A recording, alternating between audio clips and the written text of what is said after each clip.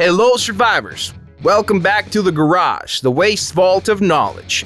You're watching the most in-depth and useful show for every true fan of Crossout. Subscribe now and don't forget to click that bell icon, never to miss another episode full of good stuff straight from the devs.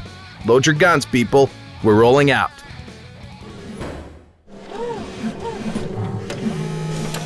Rock City at a first glance looks completely untouched by human hands. Look, it's just rocks and sand all over the place. But if you look closer, you can see that almost all rock faces are covered in tiny housings. What you see is the true Rock City, one of the safest places to live if you want to keep the raiders at bay.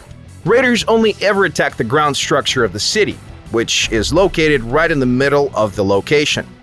A few episodes ago, we have covered the old town and discovered that map to be the most suitable for close to mid-range crafts. This rocky arena offers similar layout, but at a different angle. Just like before, there's only a single capture point in the middle, which is led to by several roads around it. But these roads are much wider than the ones in the town, not to mention that this time, sniper and other long-range craft can take advantage of some very good vantage points.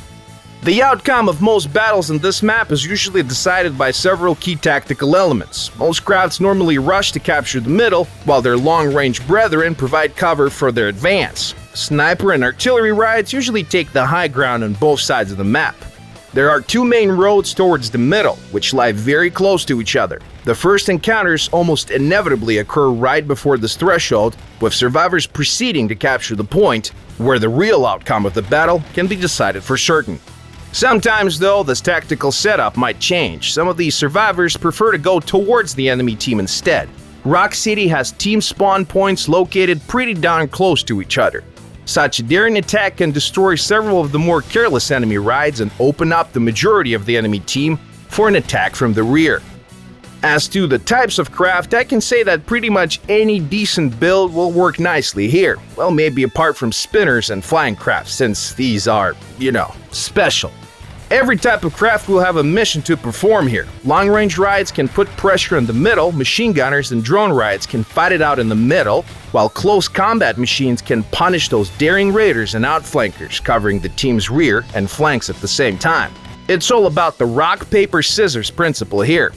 Sniper craft can do some major damage to other raids at range, but can be sorely defeated by faster craft, which can in turn fall victim to armored behemoths. Sheer speed and the landscape itself can help all nimble craft in Rock City, but later in battle, it's usually the more cunning players that win the day.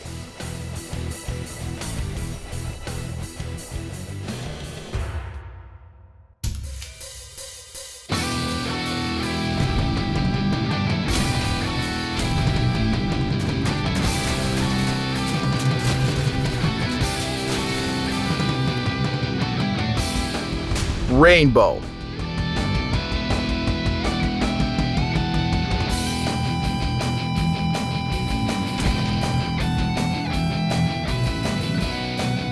Forget all about those pretty colors that spring to your mind when you hear the word rainbow. Instead, imagine 15 tons of steel that are propelled by 4 heavy-duty tank tracks. But these are mounted in a curious fashion. The two in the front are grouped closer to each other, unlike the pair in the rear.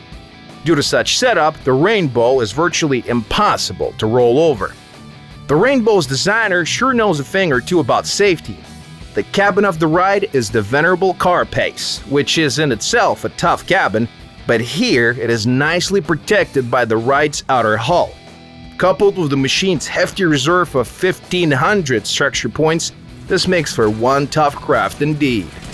Surprisingly, but the Rainbow has just 2 weapons on board.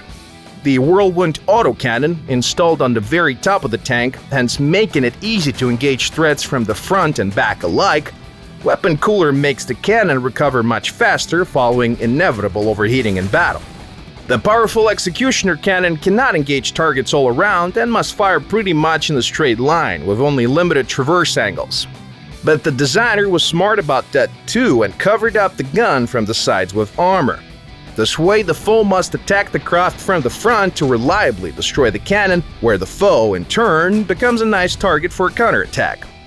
An ammo crate allows the gun to fire more shots, which makes the cannon so much deadlier. We recommend Rainbow as a fire support craft, but if you're balanced on top of your team's power score rating, oh well, it's time for some heroics. In this case, you will most likely have to use the Whirlwind up close and personal versus smaller craft and give the heavies a taste of your Executioner cannon.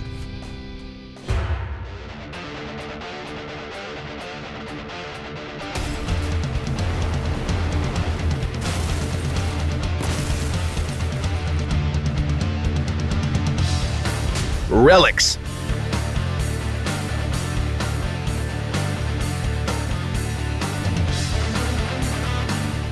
First things first, this ride surpasses even the previous monster in terms of sheer firepower.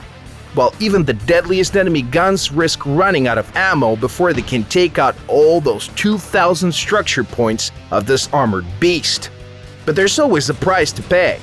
Relics is a slow and cumbersome machine, but its weaponry got you covered. 3 top-grade cannons made by the engineer's auto fabricator. The first of which is Porcupine, that fires a salvo of flammable barrels. One good hit can send the enemy flying upwards and create puddles of burning napalm where the barrels explode. The 2 other cannons got an all-around traverse angle. The long-range Scorpion is for taking out enemy at range, while the Firefly can set on fire anyone that dares coming too close.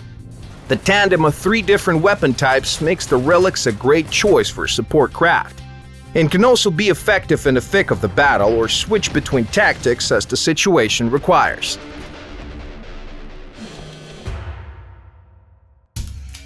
Survivors, I was looking through some crates in the back of the garage and found a very valuable document. It's a list of all known shotguns and their detailed description. I believe this info can come in handy for you, fellas. Let's take a look, shall we? Okay, so there are a total of 6 shotguns in the waist: Lupara, Spitfire, Sledgehammer, Thunderbolt, Hammerfall, and the recently added BG2 Goblin. Lupara is the first available shotgun in the game. It is easy to use, deals only moderate damage at best, and is rather flimsy. Just 360 power score and 63 structure points. Can be built with the engineers using 300 scrap metal or acquired as a mission reward. Next on the list is the Spitfire, a weapon that is considered a rare part. Can be crafted with the engineers as well, using a few common parts, some scrap and copper. Its stats are actually not that far behind its legendary counterpart, the shotgun called Thunderbolt. The major difference is power score. The Spitfire has 555 points in that department. It has an above-average reserve of structure points for a rare part, totaling at 163 points, consuming 3 points of energy to work. The main flaw of this gun is its limited firing angles that we touched at briefly during previous episodes of the show. Due to this limitation, it enjoys only moderate popularity among the survivors. Similar limitations affect another rare-grade weapon, BG2 Goblin. Its viewing angles are actually even worse than of the previous weapon. Its damage output is also lower, totaling the weapon at 370 power score, but due to its wicked construction, it doubles as a ram or a pike. A low energy consumption rating of 2 points allow it to be combined with other weapons such as explosive spears and such. This weapon can only be acquired via a special container. Sledgehammer Shotgun is a rare-grade weapon of the Lunatics faction. This one's easily built using common parts, scrap and copper. Structure point and damage output-wise is nothing fancy, but this gun has great firing angles all around. Thanks to this shotgun is especially popular among speed-favoring survivors, being usually equipped with several other copies of itself. Finally, I can tell you about the most epic of shotguns. Thunderbolt got almost 1,000 power score and 154 structure points. But these stats don't come cheap. The weapon consumes whole 4 points of energy.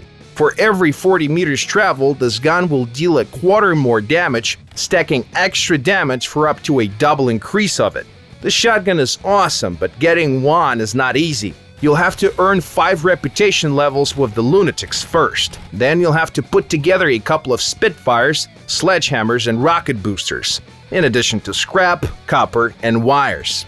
But once you do, you'll have one of the mightiest shotguns in all of the wastes. There's only one more shotgun that's even better, and it's called the Hammerfall, a legendary grade part by the way. In order to make one, you'll have to use 2 thunderbolts, a couple of V8 engines, a powerful radar, scrap, copper, and lots of electronics. Well, what did you expect? Top-level loot is worth all of it. This shotgun consumes 5 points of energy while boasting over 1500 power score and whooping 221 structure points, all the while blasting all opposition into shards of twisted metal. As if this alone wasn't enough, this gun has a chance of shutting off enemy weapons too. Hammerfall is a real legend amongst its kind, and it's second to none.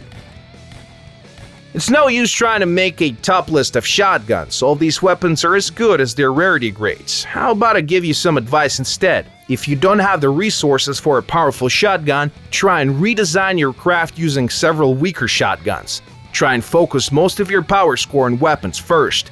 Adding a couple of explosive spears to your shotguns is also a combat-proven combo. Remember that shotguns are best used with faster moving rides. Speed is a great asset in close to mid-range combat. Finally, any shotgun build can greatly benefit by installing a radar. It will help you detect foes at range, thus giving you precious time to anticipate what's coming up and decide whether to press on or fall back. Keep that radar in mind when you build your ride.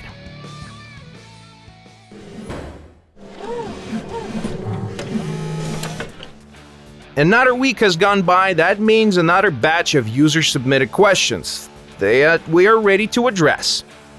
How often can you switch factions? As many times as you want, actually, but you will have to wait a little while before you can switch again. Otherwise, you're free to do as you please. Can you transfer your account from Xbox One to PC? This is a complex feature that will require considerable human and technical resources to implement. We are in active development of Crossout both for consoles and PC, but as separate projects, at least for now. Oh well, I guess that's it, fellas. I'll be seeing you all in 1 week from now, ever ready for new adventures in the post-apocalyptic waste of Crossout. Don't hesitate to ask all your questions in the comments, and do me a favor, will ya? Tell your friends about this show. We can always use some new drivers. Be seeing ya.